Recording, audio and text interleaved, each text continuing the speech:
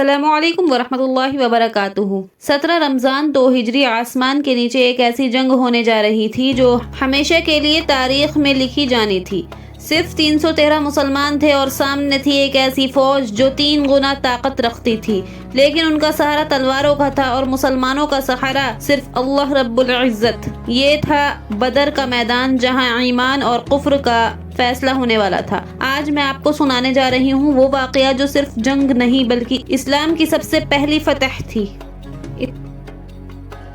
اسلامی تاریخ کا وہ دن جب حق اور باطل کا فیصلہ ہوا، جہاں صرف 313 مسلمان اللہ پر بھروسہ کر کے 1000 سے زیادہ کافروں کے سامنے کھڑے ہو گئے۔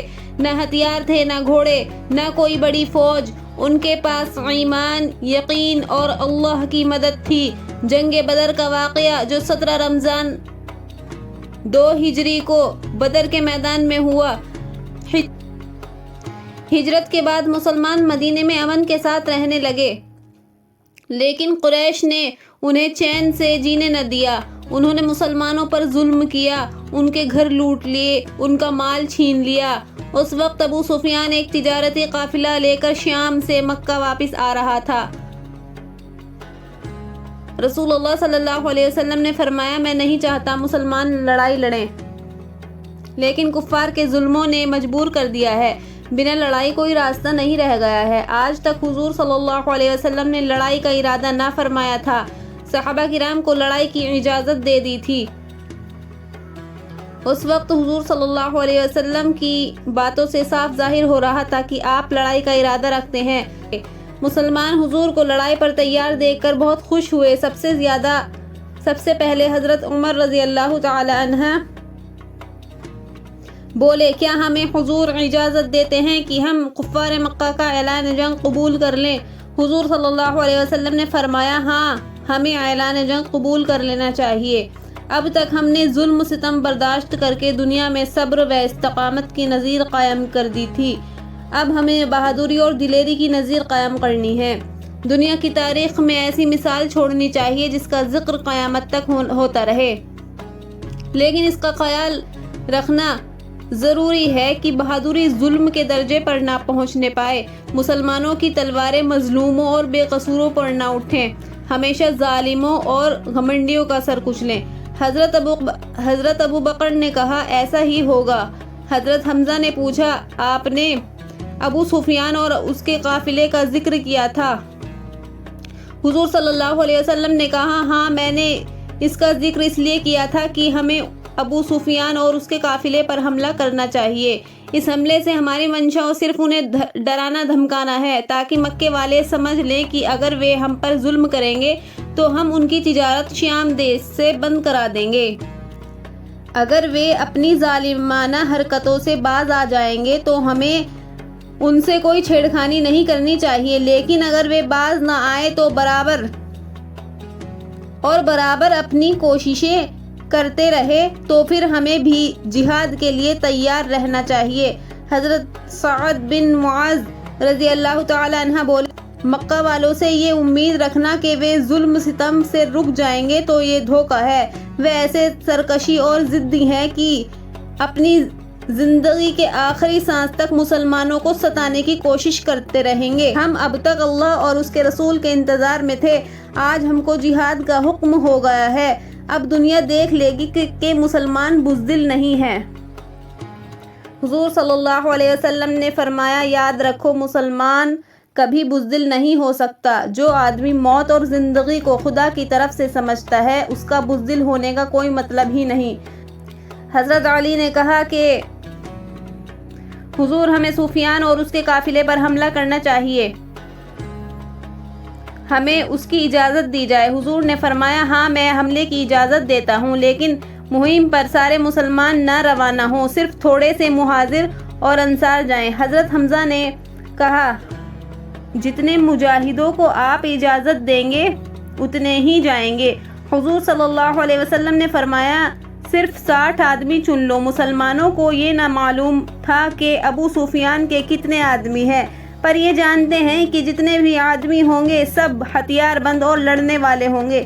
اس کا بھی اندازہ نہ تھا کہ اس کے ساتھ کافی آدمی ہوں گے۔ اگر ایسا ہوا تو 60 آدمی اس قافلے کا مقابلہ نہ کر سکیں گے، مگر ان میں اتنا جوش اور جہاد کا جذبہ تھا کہ انہیں تعداد کی کمی کو نہ دیکھتے ہوئے جہاد پر روانہ ہونے کا اعلان کر دیا۔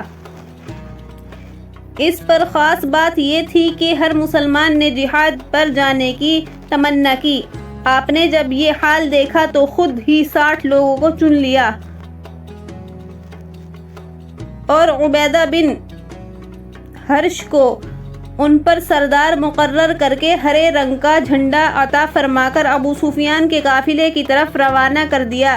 اس اسلامی فوج کی روانگی کو کفار مدینہ اور یہودیوں نے حیرت کی نظروں سے دیکھا، کیونکہ یہ فوج ابو سفیان پر حملے کے لیے روانہ ہوئی تھی۔ ابو سفیان کو بھی معلوم ہو گیا، اس لیے وہ راستے سے قطرا کر اپنے قافلے کو نکال لے گیا اور زمزم بن عمرو کو مکہ کی طرف دوڑایا اور کہلوا دیا مسلمانوں کے حملے کا خطرہ ہے، قمق روانہ کی جائے۔ رابغ میں پہنچ کر مسلمانوں کو معلوم ہوا کہ قافلہ راستے سے بچ کر نکل گیا، کیونکہ انہیں قافلے کا پیچھا کرنے کا حکم نہ تھا، اس لیے وہ لوٹ آئے۔ اگر اس مہم سے اسلام اور مسلمانوں کو کوئی فائدہ یا نقصان نہیں ہوا، لڑائی کی نوبت نہیں آئی، پر ایک بات ضرور ہوئی کہ مسلمانوں کا رعب کفار پر قائم ہو گیا۔ کچھ ہی دنوں کے بعد معلوم ہوا کہ مکہ سے ایک زبردست فوج مسلمانوں سے لڑنے کے لیے مدینے آ رہی ہے۔ اس فوج کے آنے کا حال سن کر مسلمانوں کو ڈر لگا۔ حضور صلی اللہ علیہ وسلم نے ایک مجلس شورا بلائی، تمام مجاہدوں اور انصار کو طلب کیا۔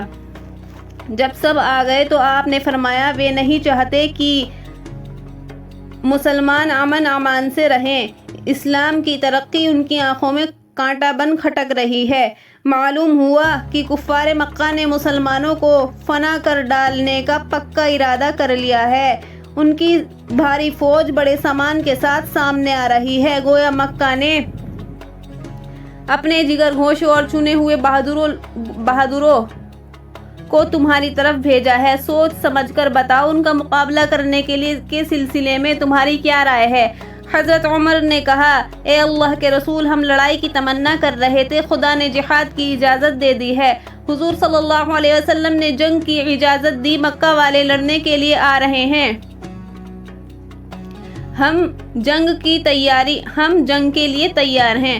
ہماری تلواریں اور ہماری مضبوط بازو انہیں بتا دیں گے کہ مسلمانوں سے لڑنا کوئی ہنسی کھیل نہیں ہے۔ تمام دن رات مسلمانوں نے جنگ کی تیاری کی۔ دوسرے دن صبح کی نماز پڑھتے ہی مدینہ کے باہر آ کر جمع ہوئے۔ حضور صلی اللہ علیہ وسلم نے مسلمانوں کے مجمع کو دیکھا۔ اس میں بہت سے ایسے کمسن لڑکے تھے، وہ 13 14 سال کے تھے۔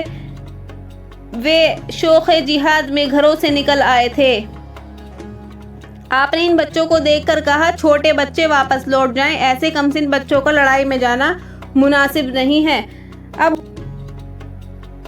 اب حضور صلی اللہ علیہ وسلم نے مجاہدوں کے لشکر کا جائزہ لیا۔ کل 313 آدمی تھے، 70 اونٹ اور 2 گھوڑے تھے۔ کسی بھی مجاہد کے پاس پورے ہتھیار نہ تھے، تیر کمانیں بھی بہت کم تھی۔ حضرت ابو بکر نے وہ جھنڈا جو ابو عبیدہ کے لیے بنایا تھا اپنے ہاتھ میں لے کر پھہرا دیا۔ ابو سفیان نے مسلمانوں کے آنے کی خبر سن کر زمزم بن عمرو کو اس لیے مکہ بھیجا تھا تاکہ وہ اس کی مدد کے لیے آ جائیں۔ زمزم بن عمرو نے مکہ والوں کو یہ پیغام پہنچایا، فوراً کفار قریش کے مجلس شورا بلائی، کیونکہ قریش کی خوشحالی شام ملک سے تجارتی میں تھی۔ مسلمانوں کے حملے سے اس تجارت کے بند ہو جانے کا ڈر تھا، اس لیے مجلس شورا نے طے کر لیا فوراً ابو سفیان کی مدد اور مسلمانوں کے مقابلے کے لیے ایک شاندار فوج تیار کی جائے۔ اس لیے بڑی دھوم دھام سے تیاری ہونے لگی۔ تمام مکہ میں ہلچل مچ گئی۔ ایک دن رات کی بے پناہ کوشش سے 1000 کی فوج تیار ہو گئی۔ سپہ سالار ابو جہل کو بنایا گیا۔ اس فوج میں مکہ کے تمام سردار شامل تھے، جیسے عتبہ، شیبہ، حنظلہ، عبیدہ، عقیل وغیرہ۔ یہ سب وہ لوگ تھے جن کی بہادری کی پورے عرب میں دھاک تھی۔ اس فوج میں 100 گھوڑے اور 700 اونٹ تھے۔ تمام لوگ ہتھیاروں سے لیس تھے۔ یہ فوج بڑی شان سے روانہ ہوئی۔ کفار مکہ نے سمجھ لیا تھا کہ یہ شاندار فوج مسلمانوں کی جڑیں کاٹ کر بہت جلد واپس آ جائے گی۔ اس فوج کا مقصد ابو سفیان کی حمایت تھی، اس لیے کچھ لوگوں کی رائے ہوئی کہ واپس لوٹنا چاہیے، لیکن ابو جہل نے کہا ہمیں مسلمانوں کو فنا کر کے ہی پہنچنا چاہیے۔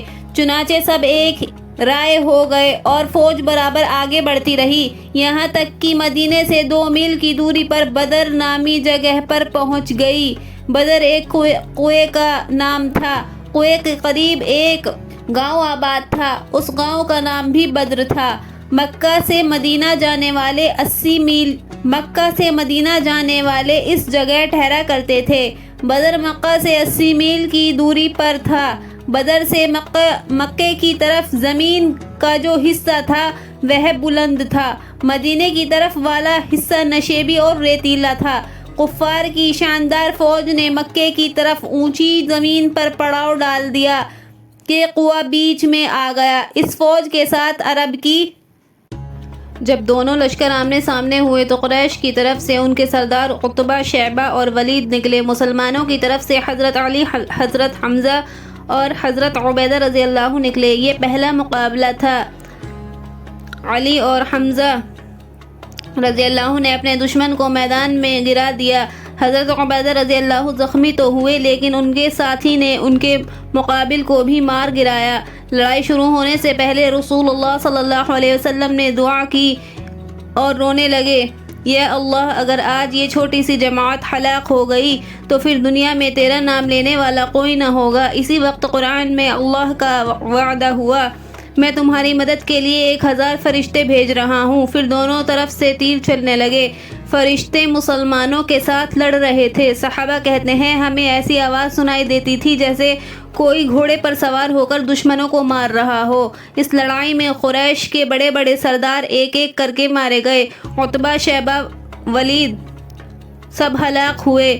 ابو جہل جو اسلام کا سب سے بڑا دشمن تھا، لڑائی کے بعد زخمی حالت میں پڑا تھا۔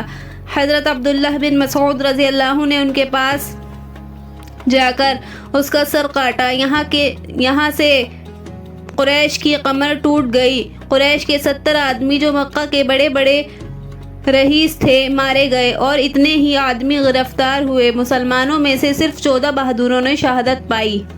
جنگ بدر اسلام کی پہلی جنگ تھی جو مسلمانوں کی جیت سے ختم ہوئی۔